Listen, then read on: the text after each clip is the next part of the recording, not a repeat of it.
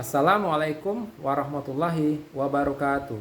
Salam, damai sejahtera, Om Swastiastu, Namo Buddhaya, salam kebajikan, rahayu untuk kita semua. Perkenalkan, saya Yurendi. Saya mengajar di SD Negeri 17 Mentok. Saat ini, saya sedang mengikuti program diseminasi PKG PJOK Kabupaten Bangka Barat kelas 001 tahun 2024. Pada kesempatan ini, saya ingin berbagi praktik baik salah satu materi program diseminasi PKG PJOK yang telah saya pelajari, yaitu pada modul 1.5 tentang perencanaan pembelajaran PJOK dengan pendekatan backward design. Backward design adalah pendekatan perencanaan pembelajaran yang dimulai dengan menentukan hasil pembelajaran terlebih dahulu, baru kemudian merancang asesmen dan aktivitas pembelajaran. Backward design dikembangkan oleh Grant Wigin dan J. McTighe. Fokus backward design adalah memastikan siswa mencapai hasil belajar yang diharapkan. Tujuan dari merancang pembelajaran dengan pendekatan backward design yaitu 1. Mengarahkan fokus pembelajaran pada hasil yang diinginkan. 2. Membantu guru merancang asesmen yang relevan dengan tujuan pembelajaran. 3. Meningkatkan efektivitas proses belajar dengan aktivitas yang terencana. Adapun manfaatnya yaitu 1. Pembelajaran yang terfokus. Maksudnya, semua aktivitas diarahkan pada pencapaian tujuan pembelajaran. 2. Konsistensi, yaitu menjamin asesmen, materi, dan aktivitas saling mendukung dan berkaitan. 3. Efisiensi, yaitu membantu guru mengelola waktu dan sumber daya secara efektif dan optimal. 4. Peningkatan kualitas belajar, yaitu memastikan siswa benar-benar memahami konsep yang diajarkan. Terdapat perbedaan rancangan pembelajaran pada umumnya dengan rancangan pembelajaran backward design. Rancangan pembelajaran pada umumnya pada tahap pertama yaitu menetapkan topik dan konten, kemudian menyusun aktivitas belajar, dan pada tahap terakhir menentukan asesmen pembelajaran. Sedangkan rancangan pembelajaran backward design, tahap pertama dimulai dengan menentukan tujuan pembelajaran, kemudian menentukan asesmen pembelajaran, dan yang terakhir yaitu menyusun aktivitas pembelajaran. Ada hal-hal yang harus diperhatikan dalam setiap tahap rancangan pembelajaran backward design. Tahap menentukan tujuan. Pada tahap ini, Bapak Ibu guru akan dituntut untuk menentukan tujuan pembelajaran yang jelas dan spesifik untuk setiap pertemuan atau unit pembelajaran.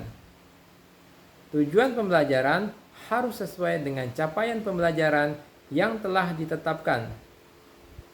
Rumusan tujuan pembelajaran juga harus memperhatikan kerangka atas apa yang akan diketahui dan dikuasai di akhir pelajaran. Tujuan pembelajaran dapat terkait dengan keterampilan gerak fundamental atau spesifik, pemahaman tentang prinsip-prinsip kebugaran jasmani, kerja tim, dan pengambilan keputusan taktik. Tahap menentukan asesmen pembelajaran. Pada tahap ini, Bapak Ibu guru akan merancang metode asesmen untuk menilai apakah peserta didik sudah mencapai tujuan yang dirumuskan. Untuk mengetahui apakah peserta didik telah mencapai tujuan pembelajaran, Bapak Ibu guru perlu menetapkan kriteria atau indikator ketercapaian tujuan pembelajaran. Asesmen dapat bersifat formatif maupun sumatif, sedangkan instrumen asesmen dapat berupa tes tertulis, observasi langsung, portofolio, atau penilaian kinerja dalam aktivitas jasmani. Pastikan instrumen evaluasi mencakup aspek pengetahuan, keterampilan, dan sikap yang relevan dengan pembelajaran PJOK. Tahap menyusun aktivitas pembelajaran. Pada tahap ini, Bapak Ibu guru diharapkan dapat mengorganisir aktivitas dan konten pembelajaran dalam tahapan yang logis, dengan mempertimbangkan kebutuhan dan kemampuan peserta didik, sumber belajar yang diperlukan untuk mendukung pembelajaran, dan memperhatikan faktor keselamatan dalam pembelajaran.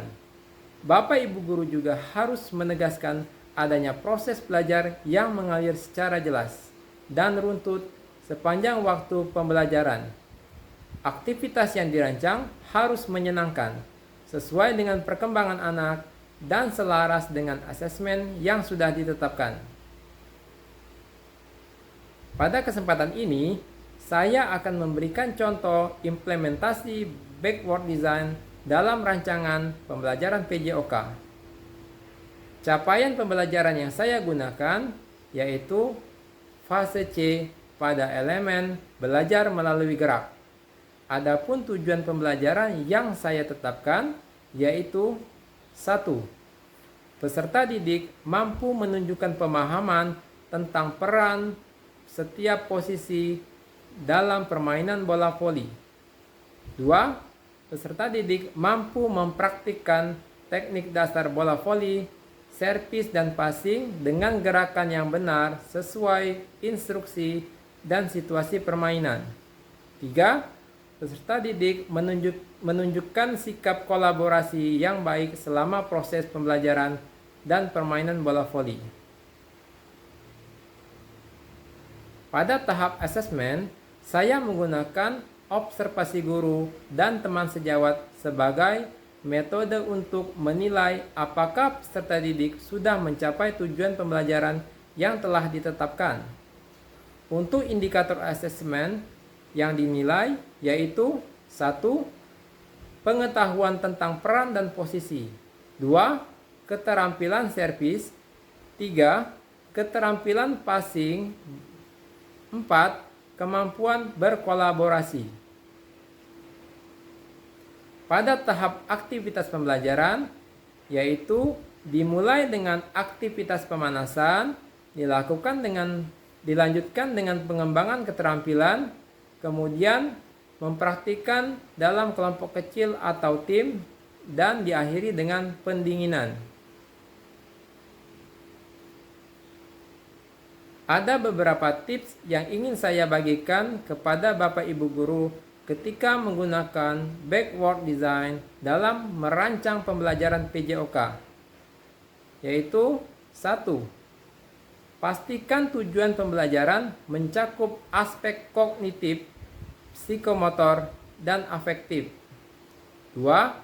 Gunakan asesmen yang otentik dan relevan dengan kehidupan peserta didik. 3. Rancang aktivitas pembelajaran yang menarik, variatif, dan sesuai dengan tingkat perkembangan peserta didik. 4. Integrasikan nilai-nilai profil pelajar Pancasila dalam proses pembelajaran. Pada tahap refleksi praktik baik ini, saya ingin mengajak Bapak Ibu guru untuk berpikir dan bertanya pada diri sendiri.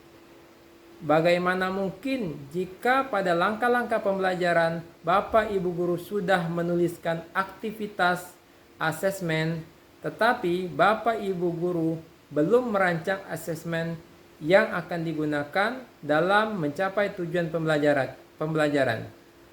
Bukankah itu termasuk hal yang ajaib? Demikianlah praktik baik saya tentang perencanaan pembelajaran PJOK dengan pendekatan backward design. Semoga praktik baik ini dapat membawa manfaat bagi Bapak Ibu guru semua. Jika ada saran dan masukan, silakan Bapak Ibu guru sampaikan. Terima kasih atas perhatiannya. Wassalamualaikum warahmatullahi wabarakatuh.